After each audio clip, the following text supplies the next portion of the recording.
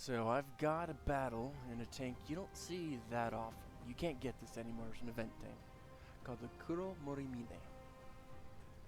It is a tiger tank, a tier 6, not as powerful tiger tank, gun-wise.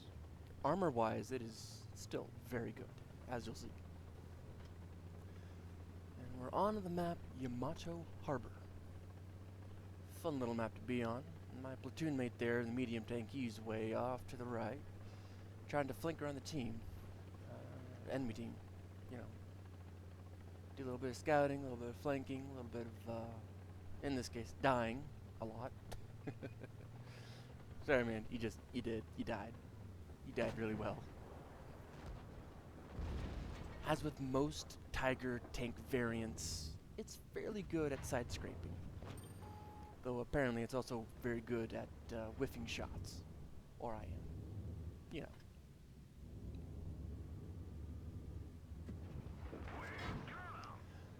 Well, what I'm doing here is side scraping from a distance. I covered this in a previous video. You don't have to be right up against the building or the cover, as I'm not in this case. Which means this KV-1S can also use this as cover as I am. It's positioning. A little more to the right, and you're good. When you're side scraping in this tank, you have to be careful. Its whole shape is kind of like a T. You've got the thick bar across the front, and then you have the spot that comes down, and you have an overhang over the tracks. If you aim while you're side scraping towards that overhang, towards the gap in the tracks where the tracks are, you can cause damage despite the fact that it's side scraping because that armor isn't as thick. Or so I've noticed from personal experience while playing. You just gotta be careful. If you over angle or if you just don't angle correctly, you will end up hurting yourself. And here I was thinking I'd go ahead and keep side scraping, but then I noticed that's a KV2. So, yeah, I don't really want to side scrape against a KV2. And I didn't realize this at the time. I still thought he was right there, but he was behind the crate down there, so he wasn't actually able to get a shot in on me.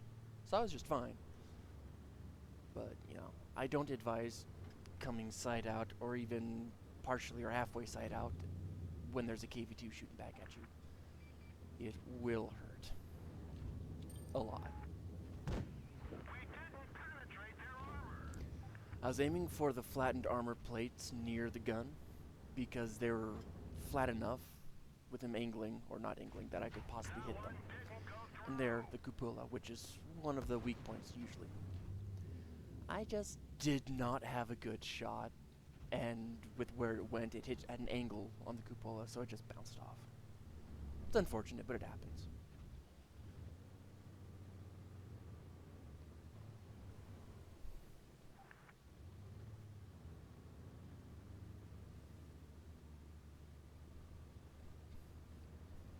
Now, I appreciate the T-34's attempt at advice, but I do actually know how to play the game.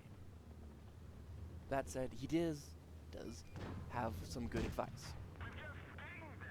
Like, I did not at the moment realize that the AT-15 was not in a position to be hit by my TDs, because that chunk of concrete right there. Which is why I backed up. I realized it and decided, you know, I need a little help here. I'm going to back up. Also, I cannot explain why he's using high explosive. Or why that didn't go through. I guess I'm just lucky. Well, I suppose it's not such a bad idea to be using high explosive. I mean, his AP is not going through. High explosive is at least dealing some damage. Also, the AT-15A is a frustrating tank to come up against in this tank. I don't have enough penetration to really damage him sufficiently. And I thought better of this move, because if I came out to go get a shot on the SU-122-44, That KV2 would have had a shot right into my side, and that would have killed me. Easily. And I decided I wanted to win this match because I wasn't going to trust those two. And as you're watching, throughout this entire bit here where it's just me and the two TDs left alive, Denk at the tank is trying to give advice, and he's giving good advice. I already know it, and I'm already following through with it of my own volition. But he is giving good advice. It's a game of patience. In this situation, you need to be patient. You need to be careful. Because any one tank that gets lost in a 3-on-3 makes it that much harder for your team to win if it's your tanks that are getting lost. By the way, I'm waiting here letting these guys take the shot because they have more health than I do. I will admit, I used them as a meat shield, but they had full health. And I look over my mouse here and it just spun around.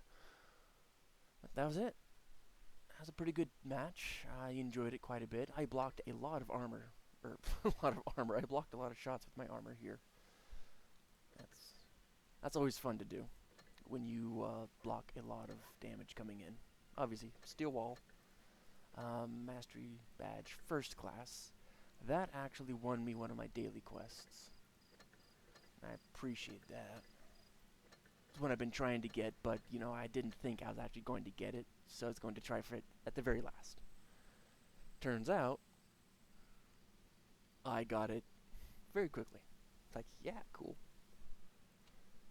And something I like to do personally, I will say thank you to whoever I feel had the biggest impact on the game, or who stood out to me personally. For instance, the SU-152, he did a fair amount of damage. Both him and the SU-122 stuck around for quite a while and were very effective. So I thanked the SU-152. One, because Iron Maiden's an awesome band, and I like the name, and two, I like the SU-152. So, no good reason, but hey, I thanked him. And the Denk Tank, that's his name, I thanked him for giving strategic advice. Even though I already knew it, I appreciate what he was trying to do and wanted to show my appreciation and gratitude for his attempt, for what he was doing. That and anyone who was still in the match watching, like my platoon mate Mevin there in the T-3485 victory, will read that and it could possibly alter the next game they have. They'll think, oh hey, a guy's talking about this. And, like, it might. So it's worth a thank you. So I thanked him. That's it. I hope you enjoyed the replay, and I'll see you on the next one.